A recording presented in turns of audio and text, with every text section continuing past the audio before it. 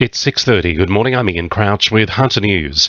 It's believed a body found floating in the Hunter River could be a missing 43-year-old man from Lorne. A group of people on a boat made the discovery at Morpeth on Friday night, although it's unclear how long it had been in the water. An autopsy will be carried out today to determine the cause of death. However, it's understood there are no obvious signs of foul play.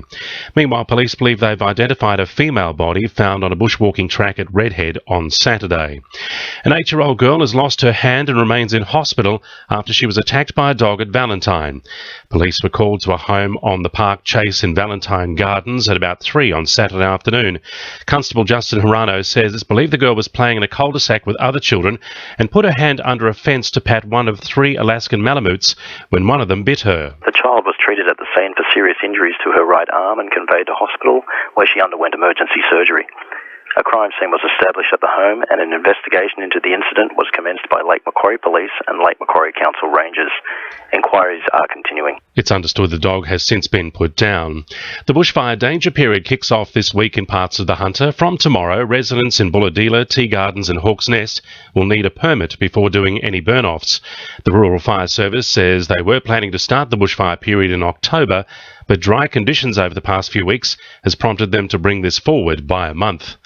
Singleton Council will submit 2 expressions of interest for funding of a water supply for the townships of Camberwell and Bulga.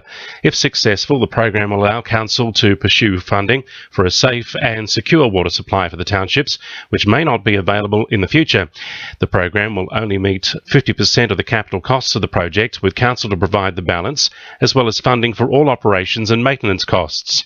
Singleton Council General Manager Lindy Hyam says they're being positive about their chances. These things take time. Obviously, they'll consider applications from across the state.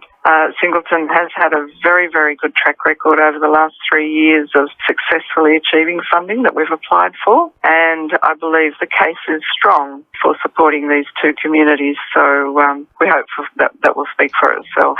Hunter Local Land Services is urging landowners to take part in a new survey on the issues they face in controlling weeds and pest animals. The survey, which is open until September 30, looks to identify the issues facing local communities, with managing invasive weeds and feral animals the top 2 concerns.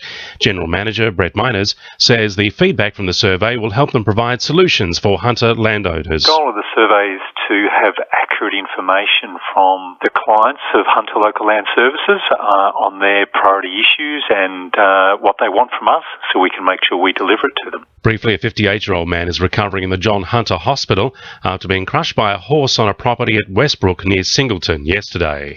Sport for our sponsor, Warners Bay Sports Club, Fishing Expo, September 13. The Newcastle North Stars have won the Australian Ice Hockey League, securing the 2015 Goodall Cup with a 3-2 win in overtime yesterday. The North Stars look set to win in regulation, but a late equaliser from the Melbourne Ice forced sudden death. It all came down to Brian Bale, who slotted a match-winning penalty shot to bring the Goodall Cup to Newcastle for a record 5th time. A season-best crowd of over 23,000 attended the night's final home game of 2015 to farewell a number of players, including Clint Newton, who will retire at the end of the year.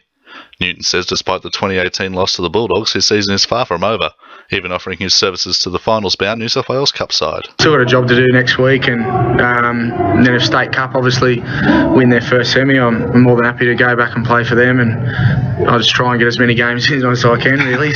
The NPL Soccer Grand Final has been set with Hamilton Olympic taking on Edgeworth after both sides won their semi-finals yesterday. That's sport. I'm Jonathon Momsen. 2 in URFM News Time, 26 to 7.